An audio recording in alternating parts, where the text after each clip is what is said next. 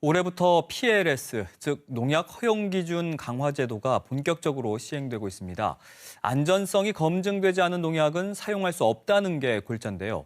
농산물에서 검증되지 않은 농약이 검출될 경우 폐기되거나 출하할 수 없어 농가에서 꼭 지켜야 할 내용입니다. 제주도 농업기술원의 송상철 농업재해대응팀장과 이와 관련해서 자세한 이야기 나눠보겠습니다. 안녕하십니까? 네, 안녕하십니까? 네. 자, 우선은 PLS에 대해서 좀 알아야 될 것 같거든요. 농약 허용 기준 강화 제도란 게 정확히 어떤 겁니까?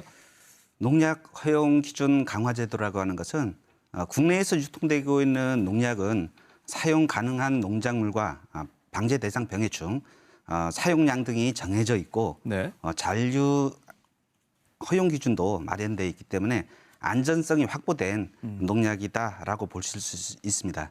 따라서 국내에서 생산되고 있는 농산물이나 외국에서 수입되고 있는 농산물인 경우에는 우리나라에 정해진 농약 안전성이 확보된 농약만을 사용하여 생산하도록 하는 제도가 농약 허용 기준 강화 제도라고 볼 수 있고 일명 PLS 제도라 할 수가 있겠습니다. 네. 그럼 이 국내에서 이 PLS를 시행하게 된 뭐 특별한 이유가 따로 있습니까?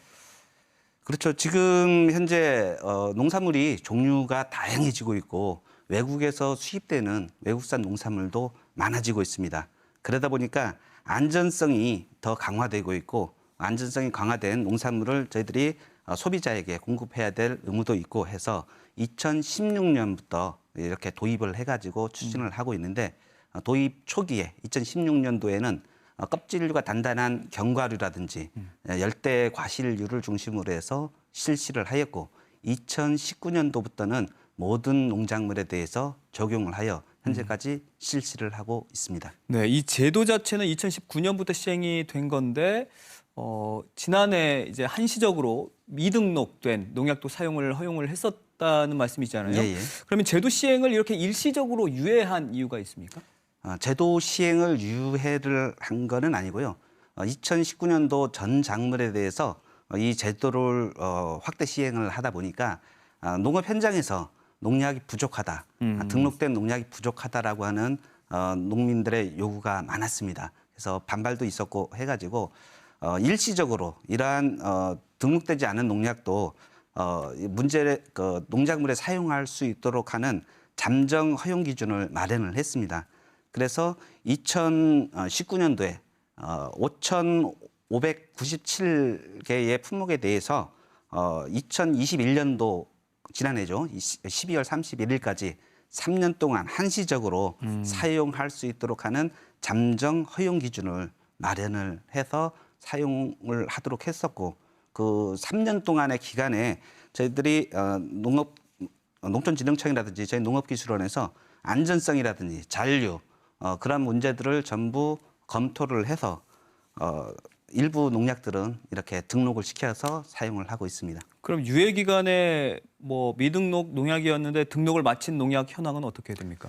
예, 잠정 허용 기준이 기준이 마련될 2019년도에는 5,597개의 품목이라고 말씀을 드렸잖아요. 네. 그런데 농업 현장에서 실증 실험이라든지 전문가의 평가를 거쳐가지고 지난해 말에 등록이 완료된 거는 4,908가지의 농약이 정식으로 등록을 되었고 하지만 뭐 등록이 못된 농약이 한 689종류 정도가 방제가가 낮거나 농작물에 약해 피해가 나가지고 등록을 하지를 못했습니다. 네. 4,908종의 그 농약이 등록을 마쳤지만 반대로 등록이 취소된 농약도 있다면서요. 그렇죠. 등록이 취소된 농약은 좀 전에도 말씀을 드렸다시피 그 약해라든지 약효 그런 것들이 떨어져가지고 등록이 취소되었고 그렇게 등록이 취소되었지만 뭐 그러면 그 작물에 사용할 농약이 없는 거 아니냐라고 말씀을 드릴 수가 있지만 660여 종류에 대해서 다른 농약으로 대처를 할 수 있도록 등록을 시켜서 농작물을 생산하는 데에는 크게 문제가 없습니다. 네, 뭐 아까 약효 얘기해 주셨는데 그렇다면 농약 등록이나 취소 기준이 따로 있나 봐요. 그렇죠. 뭐 농약을 사용할 때는 약효가 당연히 나와야 되겠죠. 살균제나 살충제나 제초제나 효과가 없으면 안 되기 때문에 효과는 반드시 있어야 되고요. 그런데 그러한 농약을 농작물에 사용을 하면은 농작물이 피해를 입어서는 안 되지 않습니까? 그쵸. 그래서 농작물의 피해 여부 그리고 아무리 효과가 좋더라도 농작물에 그런 농약 성분들이 많이 들어 있어서 소비자들이 이렇게 드실 적에 농약이 많이 검출되면 안 되기 때문에 그런 농약들은 전부 다 등록에서 제외를 시킨다라고 보시면 되겠습니다. 네. 그럼 미등록 농약이나 등록이 취소된 농약 가운데 도내 농가에서 뭐 가장 많이 사용했던 농약이 어떤 거였나요? 잠정 허용 기준에는 이렇게 포함되지 않았었습니다만은 지난해에 지난 9월 10일 날 농촌진흥청에는 농약 안전성 심의위원회라고 하는 위원회가 있습니다. 그 농약 그 위원회에서는 위해 우려가 있는 농약에 대한 등록사항을 변경하거나 등록 취소를 하거나 그렇지 않으면은 뭐 제조, 수출입, 뭐 공급 제한을 심의하는 그런 위원회가 있는데 그 심의위원회에서 인체 유해성이 좀 있다라고 판단된 크로로피리포스라고 하는 성분이 함유된 농약에 대해서 농작물에 사용을 하지 못하도록 이렇게 등록 취소가 됐습니다. 이거는 PLS하고는 조금 다른 그런 내용입니다만. 예. 만약에 미등록 농약이나 등록이 취소된 농약을 사용하다가 적발될 경우는 어떤 제재가 이루어지나요? 그거는